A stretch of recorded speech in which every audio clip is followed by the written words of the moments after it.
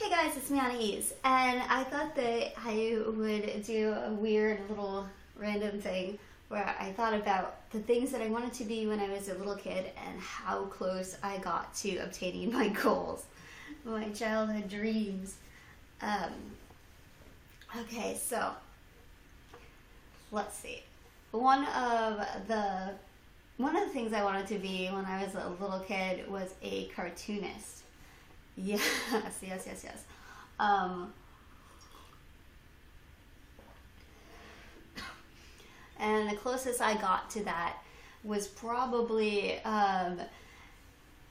doing demolition derby cars and wreckers. And the very closest that I got to being a paid cartoonist was one of the demolition derby drivers wanted me to paint a giant Tweety bird on her car. And so I painted a giant Tweety bird on my car. That is probably the absolute closest that I got to my childhood dreams of being a cartoonist. Otherwise, I guess I made paper dolls and I sold them in stores on consignment. So that's kind of close, but not really. The closest is probably that Tweety bird. Oh, hello Joshua. I'm doing something random. Let's see. What's another one? I wanted to be a marine biologist when I was a little kid. The closest that I've gotten to that is going to the ocean and looking at seals and sea lions. Not very close at all. Not even a little bit. Not close. Yeah, that one's pretty pathetic. Let's see.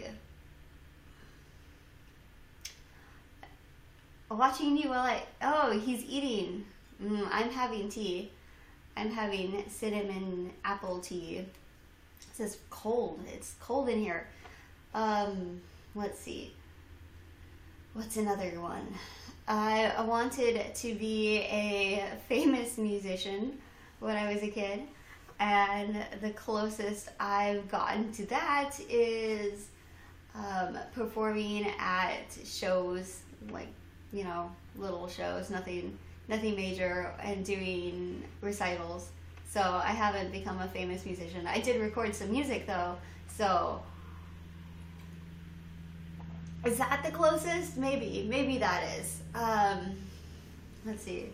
Well, once when I was pretty young, I don't know, like 12 or so, I performed with a youth group singing, and I had a solo part, and actually there were thousands of people watching, but it was very targeted audience of just other youth groups at a big camporee. So I'm not sure.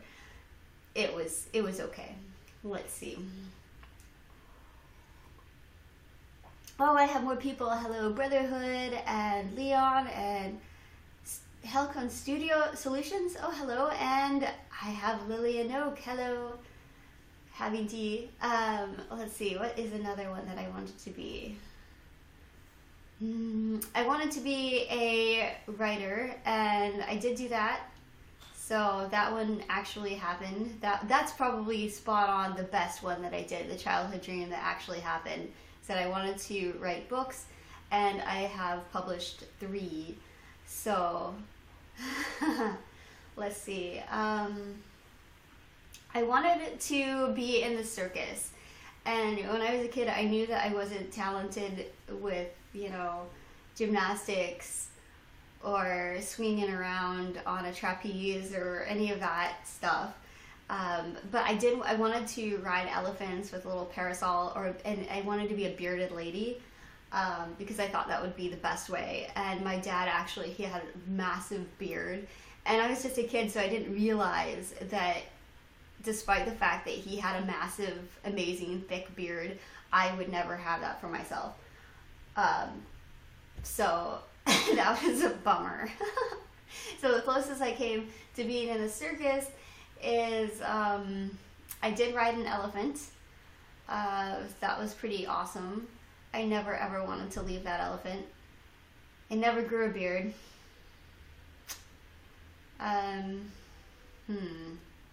Is there anything closer to that? I think that's it. I think that having a ride on an elephant is the closest that I've come. Yep.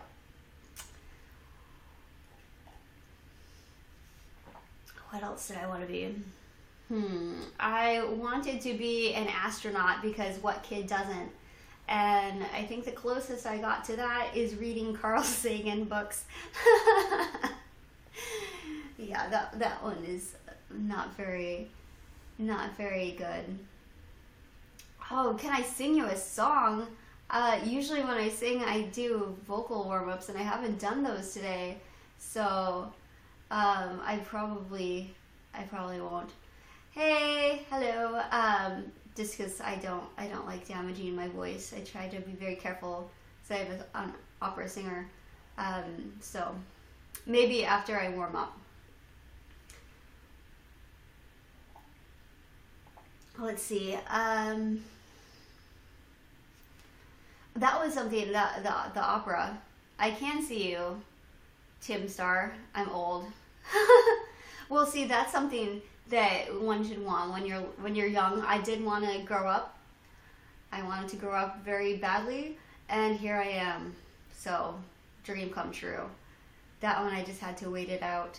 But if you do get to be old, that's a good thing, because the alternative is pretty bad. Yep. What else?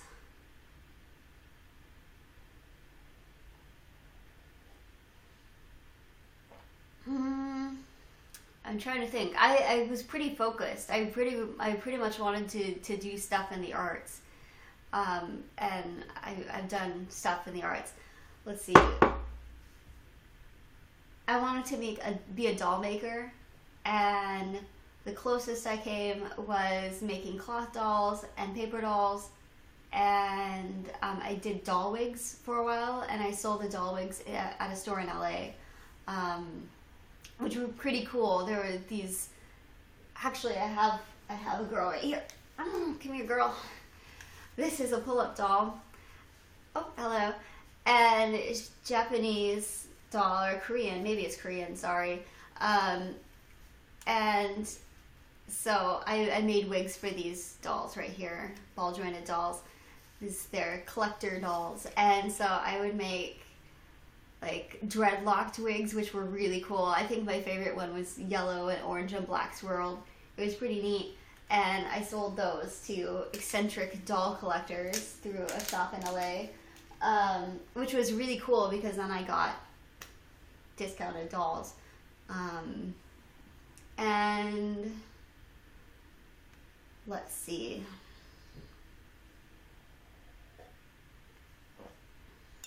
I think that's pretty much it. Like I said, I was focused. I wanted to be a painter, and I paint paper dolls, so that's pretty close. Everything that I wanted was the arts, or, I mean, marine biologist is kind of the thing that sticks out, an astronaut in the sciences, but those things, good lord. I looked it up. It is so expensive to go to school to be a marine biologist.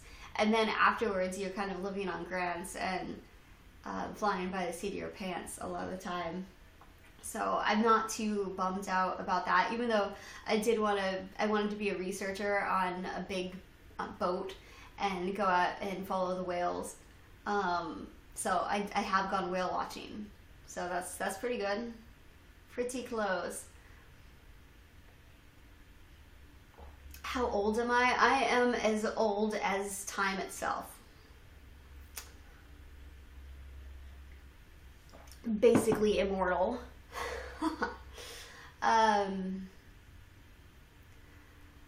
Let's see.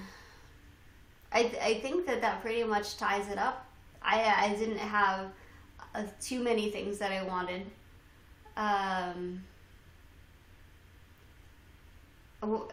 So I have somebody commenting, Tim Starr, says, you know what you should do, go outside and meet people. Oh, I've done plenty of that, but that wasn't a childhood dream, so I never... I've always been an introverted sort of person, so I feel comfortable with the level of people that I've met. And I'm sure I'll meet more people. I'm not like trying not to meet people, but yeah, that didn't fit the theme as well. Um, let's see. Trying to think of anything else that I wanted. Um, I wanted to play the piano. I wanted to play the piano so badly when I was a kid, and I was one of 8 kids, so piano lessons were off the table. Couldn't do that for obvious reasons. We were, had a huge family, so my dad brought home a piano from an auction in pieces. So the soundboard was out, the pedals were disconnected. It was just pieces. All the keys were in boxes. And so when I was a kid, I had the keys, and the keys are really, really long. I don't know if you've ever seen a piano key when it's not in a piano, but it's super long. And on the end of the wood, there's a number 1 through 88, and you have to put the keys in the right order. And it is time-consuming business. Well, thank you, Joshua. I try to be as much me as possible. So I put in all the piano keys, and I can't take credit for all of that because I did have a sister who got involved. She thought it was kind of funny that I was doing that, and she's much more mechanically minded than I am. So she helped me put the piano keys in, and then with the soundboards are heavy, so I'm pretty wimpy and small, so I'm pretty sure that my dad and my brothers helped me get the soundboard in. But then I hooked up the pedals, and gosh, I put that piano together basically, and with some help, but the bulk of it was I had to just figure it out, and I didn't have a guide, so I'm sure that the piano that I had didn't sound the best because it was never tuned, but I started playing it after I got it put together for hours and hours and hours and hours. Every day I would play, and yeah, I know that it probably sounded horrible to people, because if you want to be good at anything, you have to suck for a long time. And so I just kept doing it for years, and I never stopped. And so, yeah, so now I can play the piano. Not a concert pianist by any means, but I do all right. And I now have access, like now I've bought my own piano books, like the drills and things to get better and to have more finger strength and stuff. So now I have that. And then also there's YouTube tutorials now. So yeah, that's a great thing. I wish that I would have had that, but I lived in the middle of nowhere and YouTube didn't exist.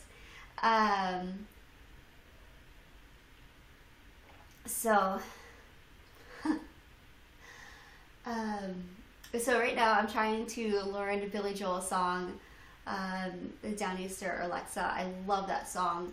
So beautiful. Just the piano line. To me, it sounds like waves. The way that it builds on itself. And I just friggin' love it. And also the other one that I'm doing is Moving Out. Because that's just a song that I love that. I love the message that he's saying that, if you're trying to move up in the world like that and be all into material things, then, see ya, I'm moving out. Because there's other things to spend your time on. So I do have the songbook, the Billy Joel songbook for that, and it's pretty cool because it tries to go exactly to what he played on the record. The funny thing is, though, if you do music, you know that every time you perform a piece, especially somebody like Billy Joel, you can find him, and then, like, now he has a flourish that he puts in there that he didn't have, when he recorded it all those years ago. So now he plays it a little different, especially in this one part. And almost every time you play something, it can be different.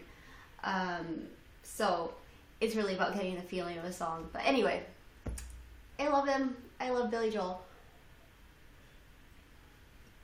So I did okay with that too. The childhood dream of playing the piano. It was okay. I mean, it's been a lot of work, but pretty much everything that somebody can love is a lot of work. So, well, I think that pretty much sums up everything that I wanted to be when I was a kid. So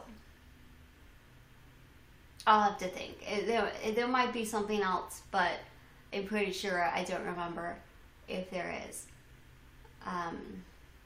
Oh, I did want to have like a ton of cats. And I did have a time where I had 3 cats, but now I just have a fish. So cat lady didn't work out. But that's okay. I have a fish named Grendel, and he's a good fish. So anyway, I think that's it. Yep. All right. Well, I am pretty much done with this tea. If I want to go on in life, I have to fill this cup up again because I can't live without it. Cats and fish don't go together well. Anyway, I did have fish and cats at the same time, and I had the cover on my fish tank, and I also had my cats trained pretty good, so they wouldn't jump up on the countertop where the fish was. But I think to do that, you have to be really on top of things, and I got my kitties when they were really little, so I taught them from the time they were like small. You can't climb up there, and because that's just frustrating. And then I also had a cat that I didn't want to go outside, and because at the time I lived in an apartment complex, and I didn't want my kitty to get run over or something horrible. And so from the time she was a baby, I wouldn't let her outside or anything. And then one day she jumped onto the screen door, and it was so funny. She jumped all 4 paws, and then I don't know, the screen door must have been really crappy in this apartment because it just fell off, and she was outside, and I was like, oh no, Marzipan! I was so afraid she was going to run away, but she was so scared. She was like, what did I just do? And she ran back and jumped in my arms, just jumped. And I was like, oh my God, my baby. And so it was okay. But you have to train those cats or whatever you have from the time they're a baby. Even my fish, I have my fish trained so that when I hold up his fish pellets, he'll jump. And then I can also pet him. But you have to start when they're pretty small, or else the fish will be afraid of you. But Grendel is not afraid of me. So, yeah, I love animals. If I could, I would have tons of animals. I love them so much. But I don't have space for that. I think that if I moved out to a rural place, I'd get a horse or something. That would be great. I did have horses when I was a kid, so I didn't have to have that childhood dream of wanting a pony because it was there. And the thing about childhood dreams and ponies is that you don't realize that ponies are disgusting. And so much work. I've heard a lot of girls say that they want horses or ponies, and what I think of is mucking all of the poop out of their stalls. And horse poop is big. It's big and it's smelly and it's disgusting. And one year I lived in northern Canada, and so one year there was so much snow, and then it melted, and the pasture that they were in became so disgusting. It was just so much poop, and it is a bit weird that you love the smell of horse manure, but that's okay. That's okay. The cutest thing was when the horse and the deer would cuddle up together in the winter to stay warm. But I remember just so much when the snow melted that year. There was just so much, just a flood of horse poop and water and snow and ice. And then we had, I'm trying to remember what it was called. Like, we had these weird styrofoam cheese or something. I don't know. I was like pretty small, so I'm trying to remember. And my brothers and sisters and I would get on it and float in that, and I'm like, that is so gross. I can't believe that. Anyway, the things that kids will do, but you have to clean up your animals, and horses are a lot of work. Horses are so much work. Yeah, so I don't think realistically that I would get a horse again. Well, I mean, I didn't. That's on my parents. That's their deal. What? I once fell into a pit of cow manure while playing paintball. Almost waist deep. Yes, that's what I'm talking about. This is so gross. I'm sure I did too. I know that I did because it was so foul, so gross. Waist. Oh, and you're tall. You're tall. So that must have been. Oh, it's so gross, dude. Nasty. Nasty. That must have taken a lot of showers to get off. That's pretty gross. That's gross. Andy's right. That is nasty. A cool thing was when I was little, I lived in the middle of nowhere, and one of my dad's friends had a wildlife reservation. So he was crazy. He was this really big guy, probably as tall as Joshua. Joshua was really tall, and big. He is just like big and like, like Hagrid on Harry Potter. He kind of reminded me of that. Oh my God, Joshua went to the movies afterwards. Ugh, gross. And that's what all the other moviegoers got too. That's awesome. Anyway, the wildlife reservation guy was this huge dude, looked like Hagrid, big beard. He was a mountain man. And I remember being a kid and watching this guy wrestle bears. Like, he had bears and he just wrestled them. And that's crazy. And then he would get in with the buffalo. And buffalo are huge. And he'd just like lock horns with them, like grab them by the, like lock. He's like, I don't know. He was nuts. But he had a wolf, and I did play with a wolf when I was a kid, and so that I feel like is a little nuts looking back, because not domesticated, like full on wolf. And yeah, I mean full on wolf. I played with this full on wolf, and I'm just wondering, if I had a kid, would I let them play with a wolf? Probably not. But it was different. I mean, it's in Canada, and it's just a different place, and I'm still here, but definitely the wolf decided who the wolf liked, and there was one person the wolf didn't like that came, and he saw us playing with the wolf, like kids, and so he thought that he would just, go up to it, and it wasn't going to be a big deal, but the wolf didn't like him, and the wolf stood up on his hind legs, put its paws on the guy's shoulders, and looked down and stared this guy down and scared the crap out of him. And so but Smokey never did anything like that to me. Smokey liked me. Animals are pretty smart. They can tell, what's going on, who you are and stuff. And Smokey probably could tell that I was all about that wolf. I was like, me and this wolf, I love you, wolf. I'll do anything for you, include feed you stuff that I don't want to eat.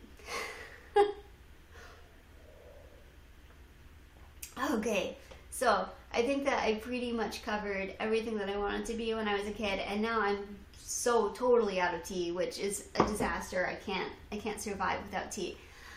Oh, that's so awesome that you're from Canada too. And I cannot believe that you didn't want to miss the previews. And so that's a good reason to go when you just spit in manure. I hope that nobody sat next to you. Yeah, I am sure I'm Canadian, 100%. Yeah, I grew up in the middle of nowhere in Canada, and we had tea time. So, yeah, yep. I didn't live anywhere close to a Tim Hortons, so I didn't experience coffee or until I was older. Um, I was in the wilderness, so it was a long time before I learned the way of the coffee because everybody did tea time. So you just do what's there, right? And now I have coffee all the time. But anyway, yeah, now it's totally gone. So this is red alert. Red alert, red alert. Okay, well, I will talk to you next time. And thank you so much for joining me and hearing about the things that I wanted to be when I was a kid and how close that I got. So I'll talk to you next time. Goodbye.